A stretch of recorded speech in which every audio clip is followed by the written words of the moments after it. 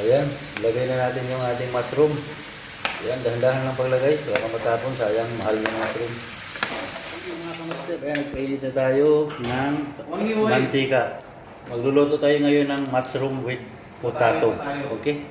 Mushroom with potato. Okay, ayan, start na natin i-fry ang ating potato. Ayan. Malalaki lang yung iwan natin kasi ipapray naman natin. Ganyan lang. Ayan. Siyempre, halo-haloin natin. Ganyan yan. Ayan. Lagay na natin yung ating mushroom. Ayan, dahan-dahan lang paglagay. Baka matapon, sayang, mahal ng mushroom. Ayan, o. Okay. Ganyan lang pagluto. Mushroom with potato.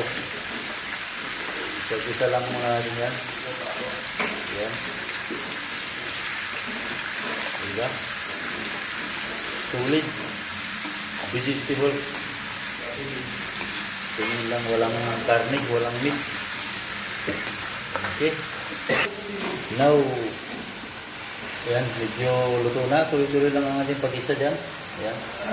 Okay. Dahil luto na yung ating mushroom at ang ating potato, lagay na natin yung ating sibuyas, sili, at bawang. Ayan. Ayan. Isa-isa lang. Halo-halo. Hindi na natin ginayat-gayat yung ating sili dyan para mamaya pagkaluto na gamitin na lang natin pagkain na. Diba? Ilang sulit. Ayan. Ayan na guys, maglagay na tayo ng turmeric powder. Ayan, maglagay na rin tayo ng asin. Okay, ayan, lagyan na natin ng masala. Vegetable masala. Pero luto na yan. Huli na natin yung kamatis natin. Ayan na, lagay na natin yung kamatis. Ayan.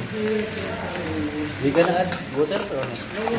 Okay. Hindi na pala tayo mag-add ng water kasi ang magpapakatas niyan ang kamatis ang maglalagay ng water. Ayan. Dahil luto na yan, halo-haloin lang natin, saka natin takpan. How many minutes we cover? Not covering, okay. This is the system. Nepali village style cooking. Ayan, di ba? Ito na yung ating mushroom. Ayan, mushroom potato. Ayan yung ating mushroom potato, guys. Luto na ang ating mushroom potato. Okay. Ganyan lang, kabilis ang luto. Kainan na, ready to eat na mga ka-idol, mga master. Ayan.